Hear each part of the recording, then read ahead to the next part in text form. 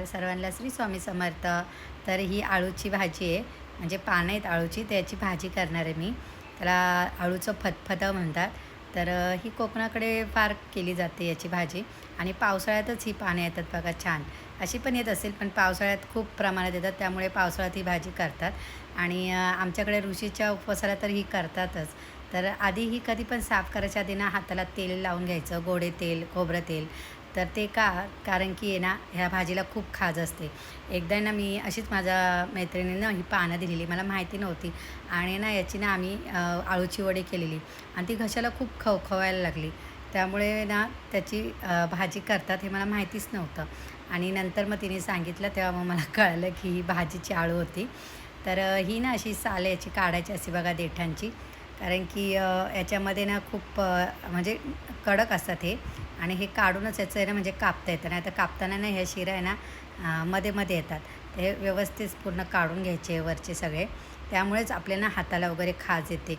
आणि ही साफ करताना कुठेच हात लावायचा नाही डोळ्यांना वगैरे, नाहीतर खाज यायला लागली ना तर खूप येते. आणि हे देठं पण बघा खूप बारीक असे चिरून घ्यायचे. त्यानंतर आळूची पानं ही, आणि ही लगेच ओळखली पण जाते आळूची पानं भाजीची. जी अशी एकदम नरम असतात, लूज असतात, ती ना भाजीची आळू असते. आणि आपल्या आळूच्या वड्यांची पानं बघा कशी अशी कडक असतात आणि अशी एकदम म्हणजे ताट उभी असतात. पण ही पानं आहेत ना गळालेली असतात एकदम अशी. तर याच्यासाठी ना मस्त असं डाळ भिजत घातलेली मी. कांदा, हिरव्या मिरच्या, टॅमॅटो, परत शेंगदाणे पण भिजवलेले आणि पावटे पण भिजतच घातलेले. याला वाल पण बोलतात. आणि हे सगळं एका कुकरमध्ये घेतलं आहे मी. आणि त्याच्यातच आपण आळूची ही भाजी म्हणजे जी कापलेली आहे ना पानं ती टाकायची आहेत. आधी स्वच्छ धुवून घ्यायची आहेत परत एकदा. आणि त्याच्यामध्ये 1 किंवा 1.5 ग्लास पाणी टाकायचं आहे. ह्या भाजीला पण पाणी खूप सुटतं, त्यामुळे पाणी जास्त नाही टाकायचं. 1 ग्लास टाकलं तरी चालेल तुम्ही. आणि याला ना मस्त अशी याच्यात चिंच किंवा कोकम टाकायचे. तर मला ना ही भाजी चिंचेमधलीच खूप आवडते. तुम्ही पण चिंच टाकून बघा, खूप छान चव लागते. आणि याला ना आता मी कुकर लावला आहे, गॅसवर ठेवला आहे. त्याच्यात 3 शिट्ट्या देणार आहे मी. कारण की याच्यात वाल वगैरे पण टाकलेत ना, म्हणून 3 शिट्ट्या देणार आहे. आणि हे बघा मस्त असं शिजून निघालेत. आणि हे सगळं आता ना पळीने वगैरे ना किंवा रवीने एकदम घाटून घ्यायचं आहे, मिक्स करायचं आहे सगळं. जर तुम्ही वाल वगैरे वेगळे शिजवले तरी चालेल आणि नुसती भाजी वेगळी शिजवली तरी चालेल. आणि याच्यामध्ये ना हे मी चण्याचं पीठ टाकते, म्हणजे डाळीचं. कारण की हे ना सगळं पातळ असतं आणि ते मिळून येण्यासाठी आपण हे टाकायचं असतं. त्यामुळे काय होतं, ह्या पिठाने एकदम घट्टपणा येतो. आणि आता आपण याची फोडणी देऊया. तर याच्यासाठी तेल टाकायचे कढईत आणि त्याच्यात लसूण पाकळ्या वगैरे टाकायच्यात. थोडा कढीपत्ता टाकायचा आहे, जिरं टाकायचं आहे थोडंसं. आणि त्याच्यामध्ये लाल मसाला, कोकणी मसाला म्हणजे, आणि हळद, तुमच्याकडे जो मसाला असेल तो टाकला तरी चालेल. आणि मस्त असं परतून झाल्यानंतर आहे ना याच्यामध्ये जी आपली आळू शिजवलेली ना ती टाकायची. आणि खरंच खूप छान लागते. तुम्ही एकदा करून बघा आणि पावसाळ्यात तर नक्की करा. खूप मस्त होते ही भाजी. तर मस्त असं त्याला उकळी आली आहे आणि त्याच्यामध्ये मी टाकणार आहे ओलं खोबरं, थोडं मीठ चवीनुसार. आणि छान बघा किती घट्टपणा आला आहे बघा, तुम्ही बघू शकता. याच्यात काही टाकलं नाही, नाही वाटप ना काय, फक्त ओलं खोबरं टाकले तरी पण किती घट्टपणा आला आहे. त्यामुळेच आपण चण्याचं पीठ टाकायचं असतं.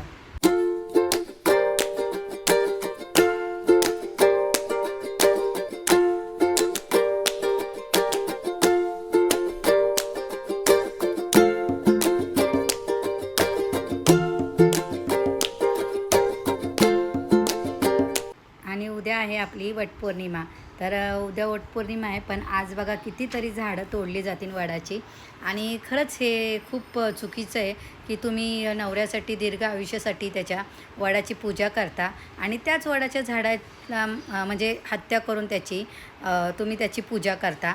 ते निर्जीव झालेलं असतं. जी तुम्ही फांदीची पूजा करता ना, ते निर्जीव झालेलं असतं. त्याची काय तुम्ही पूजा करता आणि त्याच्याकडनं कोणता आशीर्वाद मागताय तुम्ही?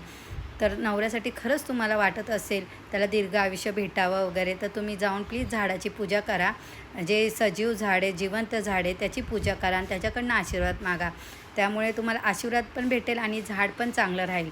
जर तुम्ही असेच फांद्या वगैरे आणत राहिले तर जे तोडणारे आहेत ते तोडतच राहणार झाडं. आणि आज खरंच खूप झाडं तोडतील, तर तुम्ही कुठेतरी ह्या गोष्टींना बंद करा. त्यामुळे कोणच झाडं तोडणार नाही. आणि खरं तर हा उपवास किंवा ही पूजा आपण नवऱ्याच्या दीर्घ आयुष्यासाठी करत असतो. जर तुम्हाला खरंच वाटत असेल आपल्या नवऱ्याला दीर्घ आयुष्य भेटावं, तर तुम्ही जाऊन त्या झाडाची पूजा करा. ना की त्या फांद्यांची ज्या तोडून आणल्यात.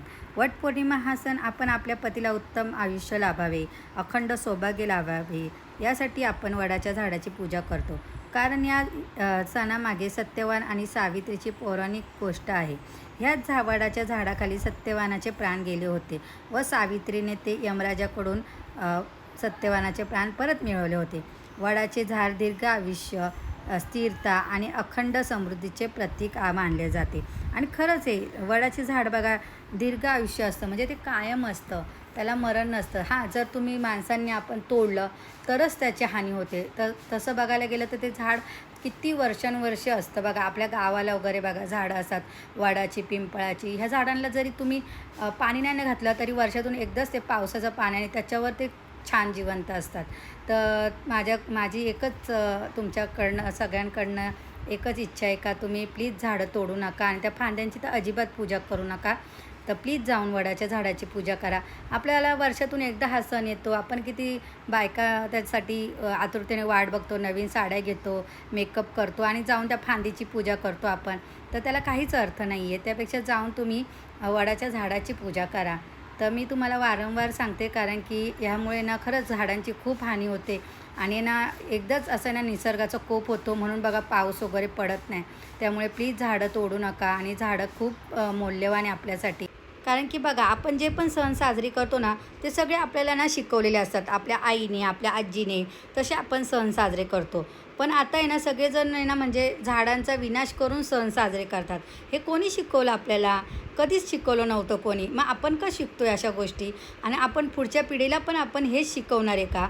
त्यामुळे प्लीज हे कुठंतरी थांबवा आणि आपल्या पुढच्या पिढीला पण चांगली समज द्या, चांगलं शिकवण द्या. कारण त्यांना पण वाटतं आपले आईवडील वगैरे करतात ना ते सगळ्या गोष्टी बरोबर असतात. म्हणून आपण नेहमी चांगल्याच गोष्टी करायच्या, जेणेकरून त्यांच्यावर पण तेच परिणाम होतील आणि ते पण पुढं सण असेच छान साजरे करतील. आणि आपले सण खरंच खूप छान असतात सगळेच, फक्त ते योग्य पद्धतीने केले तर आता मी चालली आहे स्टेशनला, कारण की मला उद्याचं सगळं पूजेचं सामान आणायचं आहे आणि त्या आदल्या दिवशी सगळी तयारी करावी लागते. आणि उद्या वटपौर्णिमा असल्यामुळे ना खूप धावपळ पण होते. तर इथं मी ग्रीन टी पिते म्हणून, आणि ग्रीन टी ही मी दिवसातून 2 वेळाच पिते. जास्त पण प्यायची नसते ग्रीन टी आणि उपाशापोटी अजिबात प्यायची नसते. तर उद्या वटपौर्णिमेची पूजा करण्याचे पण मुहूर्त आहेत चांगले. तर वरती स्क्रीनवर येत असतील 2-3 मुहूर्त आहे. तुम्हाला जसा टाईम असेल त्यानुसार तुम्ही करू शकता. तर तुम्हा सर्वांना आजचा व्हिडिओ कसा वाटला? जर आवडला असेल तर माझ्या व्हिडिओला प्लीज लाईक करा, शेअर करा, सबस्क्राईब करा. पुन्हा भेटूया पुढच्या व्हिडिओमध्ये. तोपर्यंत सर्वांना बाय बाय.